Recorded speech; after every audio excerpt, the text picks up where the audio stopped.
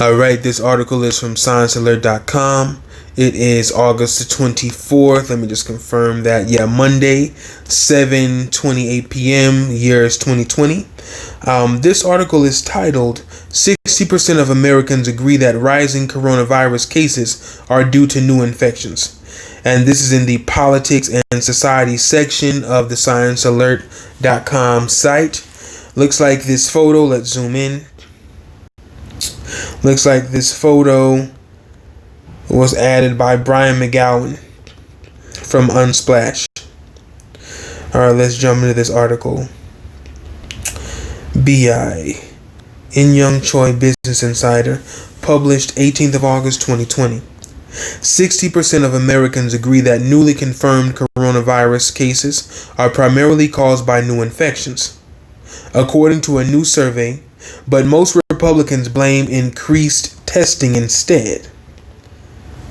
Okay, let's see where this is going.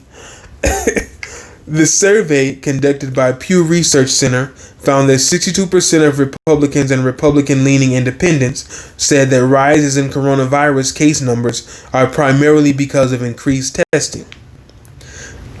I'm sorry, you guys. This is already... Okay, let's just continue. 80% of their Democratic counterparts said that more infections, not tests, led to more cases. Okay, I would agree, right? People aren't just going to test positive for a virus because you test more. They have to have the virus, right? Okay, let's continue on. Where was I at? I forgot. This article's already sounding... Let me just continue. I'm going to start at 80%. 80% of their Democratic counterparts said that more infections, not tests, led to more cases. Overall, 60% mostly blamed infections, while 39% mostly blamed tests. According to a July analysis from STAT, most of the new cases in the U.S. are, in fact, because of rising case counts and not because of increased testing. I could have guessed that. The analysis looked at data from the COVID Tracking Project to calculate the number of cases per 1,000 tests. Since the number of tests was fixed, the number of cases per 1,000 tests is independent of increased testing. STAT found that in Florida, the number of cases between May to July per 1,000 tests jumped from 32 to 193. Showing that the increase in cases was because the disease was more widespread, not because more people were getting tested. Okay, once again stating the same thing, but we're continuing on. For some states like New York, even with expanding testing, the number of cases dropped. According to Stats analysis, New York doubled testing from May to July, but the number of cases dropped.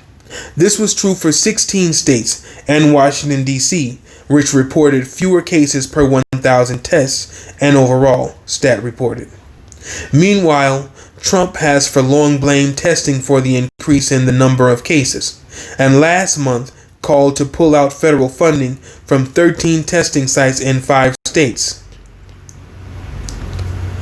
To Trump's credit, Stat found that 7 states saw an increased number of cases that was partially associated with more testing.